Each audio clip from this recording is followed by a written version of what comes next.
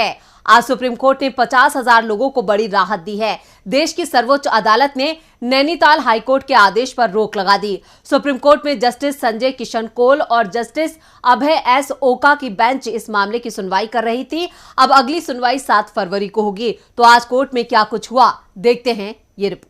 Supreme court ने Uttarakhand high court के उस फैसले पर रोक लगा दी है जिसमें रेलवे की 29 एकड़ जमीन पर अवैध कब्जे को गिराने का आदेश दिया था। सुप्रीम कोर्ट ने कहा कि अब उस जमीन पर कोई कंस्ट्रक्शन और डेवलपमेंट नहीं होगा। कोर्ट ने इस पूरी प्रक्रिया पर रोक नहीं लगाई है, बल्कि हाईकोर्ट के आदेश पर रोक लगाई है। सुप्रीम कोर्ट ने नैनीताल हाईकोर्ट के फैसले पर रोक लगाकर 50,000 लोगों को राहत दी है, तो वहीं राज्य की बीजेपी सरकार को मुंह की खानी पड़ी है।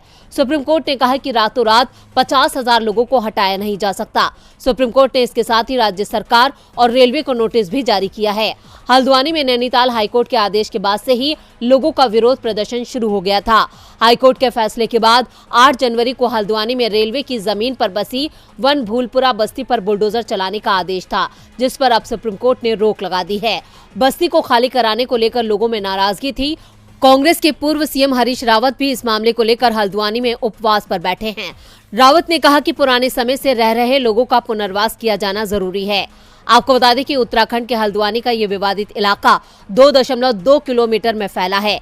इस इलाके में गफूर बस्ती, ढोलक बस्ती और इंदिरा नगर बसे हुए हैं। ये तीनों इलाके हल्द्वानी के वन भूलपुरा इलाके का हिस्सा है। यहाँ 3 सरकारी स्कूल, 11 प्राइवेट स्कूल, 10 मस्जिद, 12 मदरसे, 1 पब्लिक हेल्थ सेंटर और 1 मंदिर बना है। हल्द्वानी में जिस जमीन को लेकर विवाद है उस पर 4,000 परिवार रहते हैं।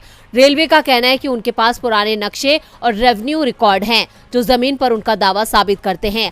हालांकि विरोध कर रहे लोगों का दावा है कि वो यहां पीढ़ियों से रहते हैं। पिछले साल 20 दिसंबर को नैनीताल हाईकोर्ट ने रेलवे को जमीन खाली कराने का आदेश दिया था। सुप्रीम कोर्ट के इस फैसले ने हजारों लोगों को बेघर होने से बचा लिया। तो वहीं